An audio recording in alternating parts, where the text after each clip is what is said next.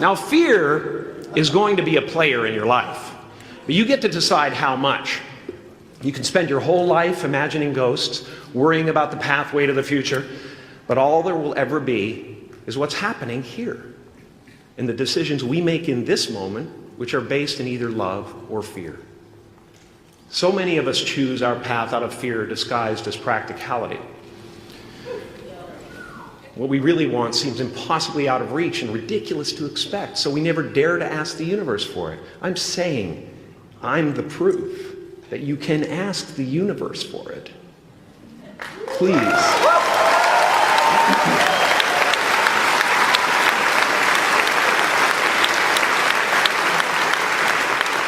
And if it doesn't happen for you right away, it's only because the universe is so busy fulfilling my order.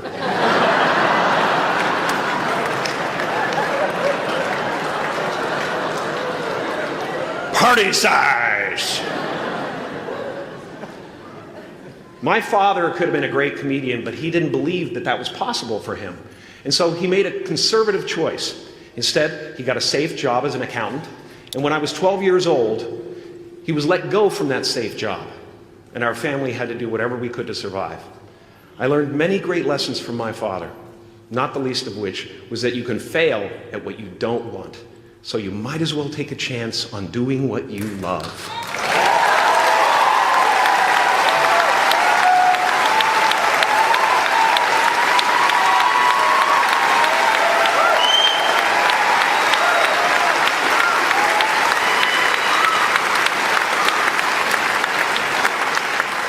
It's not the only thing he taught me, though. You know, I watched the effect of my father's love and humor and how it altered the world around me.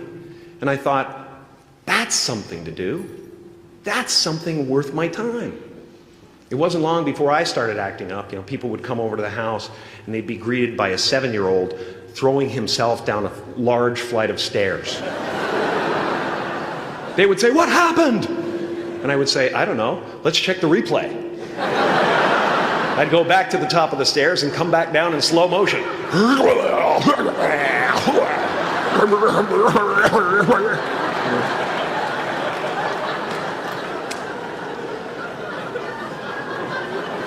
It was a very strange household. My father used to brag that I wasn't a ham, I was the whole pig. And he treated my talent as if it was his second chance. When I was about 28, after a decade as a professional comedian, I realized one night in LA that the purpose of my life had always been to free people from concern, just like my dad. And when I realized this, I dubbed my new devotion the Church of Freedom from Concern. The Church of FFC.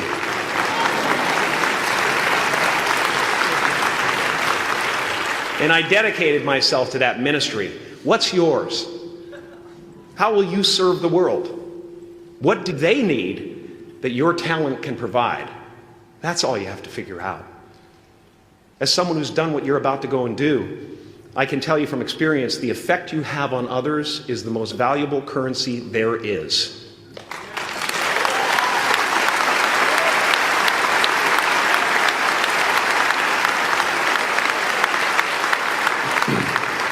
Because everything you gain in life will rot and fall apart, and all that will be left of you is what was in your heart. My choosing to free people, from concern got me to the top of a mountain. Look where I am. Look what I get to do. Everywhere I go. I'm going to get emotional because when I tap into this, it really is extraordinary to me. I did something that made people present their best selves to me wherever I go.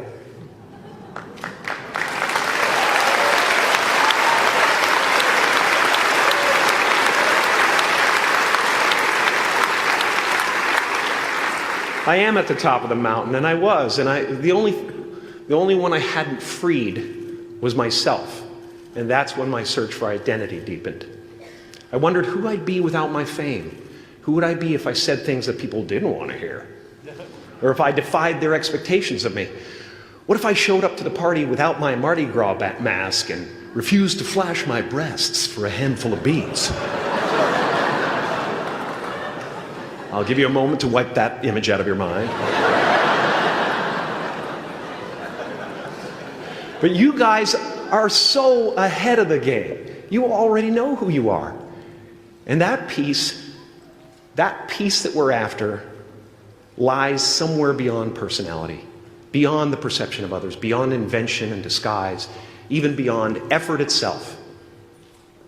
You can join the game, fight the wars, play with form all you want, but to find real peace, you have to let the armor go.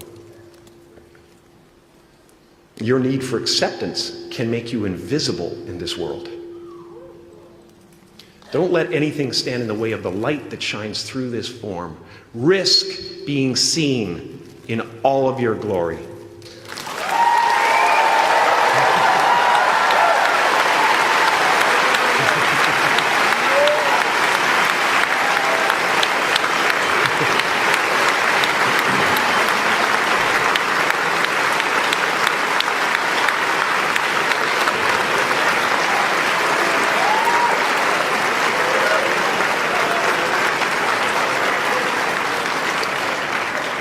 It's not big enough.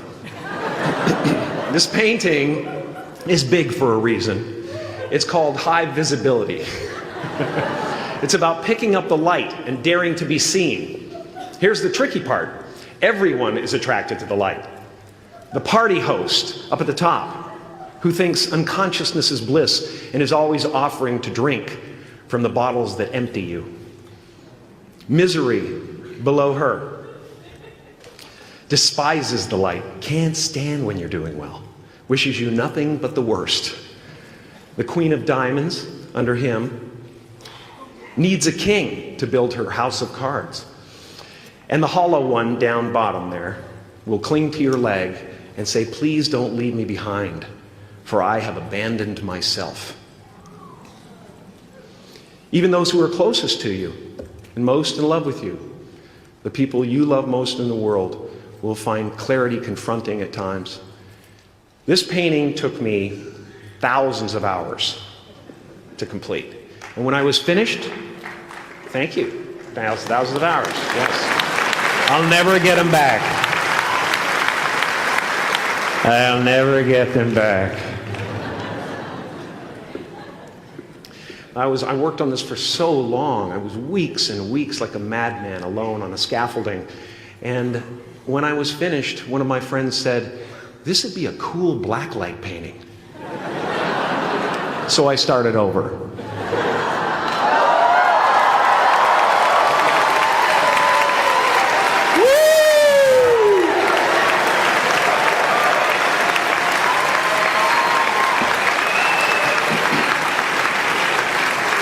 Welcome to Burning Man. Some pretty crazy characters up there, but better up there than in here. You know, painting is one of the ways, thank you. Painting is one of the ways I free myself from concern, a way to stop the world through total mental, spiritual, and physical involvement. But even with that comes a feeling of divine dissatisfaction, because ultimately, we're not the avatars we create. We're not the pictures on the film stock. We are the light that shines through. All else is just smoke and mirrors, distracting, but not truly compelling. I've often said that I wished people could realize all their dreams and wealth and fame, and so that they could see that it's not where you're going to find your sense of completion. Like many of you, I was concerned about going out into the world and doing something bigger than myself, until someone smarter than myself made me realize that there is nothing bigger than myself.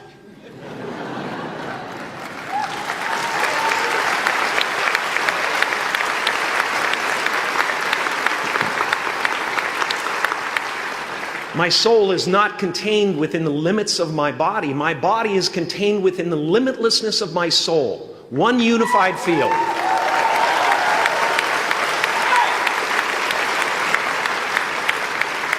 One unified field of nothing, dancing for no particular reason, except maybe to comfort and entertain itself.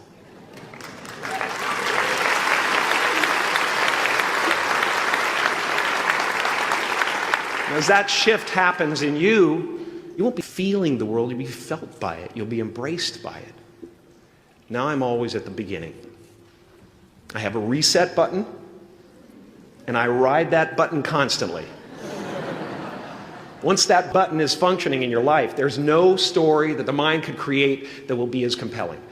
The imagination is always manufacturing scenarios, both good and bad, and the ego tries to keep you trapped in the multiplex of the mind.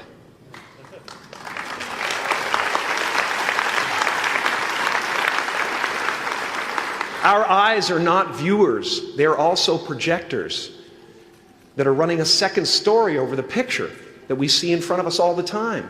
Fear is writing that script, and the working title is, I'll Never Be Enough.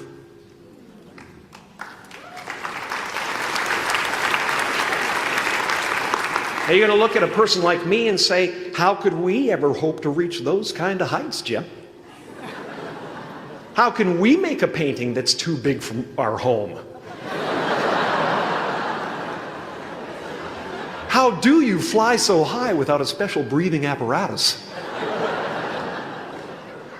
This is the voice of the ego. And if you listen to it, there will always be someone who's doing better than you. No matter what you gain, ego will not let you rest. It will tell you that you cannot stop until you've left an indelible mark on the earth, until you've achieved immortality. How tricky is this ego that it would tempt us with the promise of something we already possess?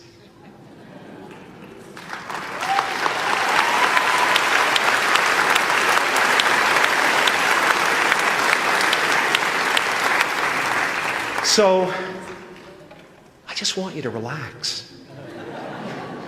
You know, that's my job.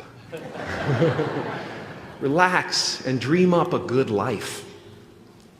I had a substitute teacher from Ireland in the 2nd grade that told my class during morning prayer that when she wants something, anything at all, she prays for it and promises something in return, and she always gets what she wants. Well, I'm sitting at the back of the classroom, you know, thinking, wow, my family can't afford a bike, you know. So I went home and I prayed for one. And I promised I would recite the rosary every night in exchange. Broke that promise. But 2 weeks later, I got home from school to find a brand new Mustang bike with a banana seat and Easy Rider handlebars. Yeah. From fool to cool. My family informed me that I had won the bike in a raffle that a friend of mine had entered my name in without my knowledge whatsoever. So that type of thing has been happening to me ever since. And as far as I can tell, it's just about letting the universe know what you want and working toward it while letting go of how it comes to pass.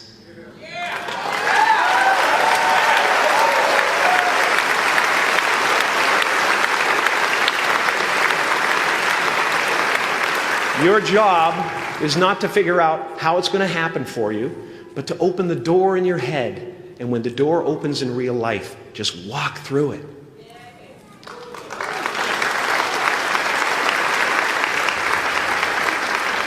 And don't worry if you miss your cue, because there's always doors opening. They keep opening. And when I say life doesn't happen to you, it happens for you, I really don't know if that's true. I'm just making a conscious choice to perceive challenges as something beneficial so that I can deal with them in the most productive way. You'll come up with your own style. That's part of the fun.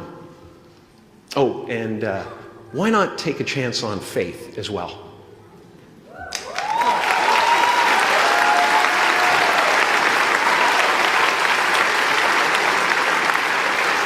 Take a chance on faith. Not religion, but faith. Not hope, but faith. I don't believe in hope. Hope is a beggar. Hope walks through the fire and faith leaps over it.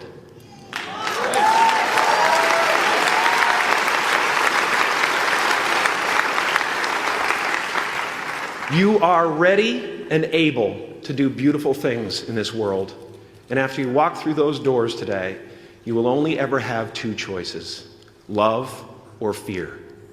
Choose love, and don't ever let fear turn you against your playful heart. Thank you so much.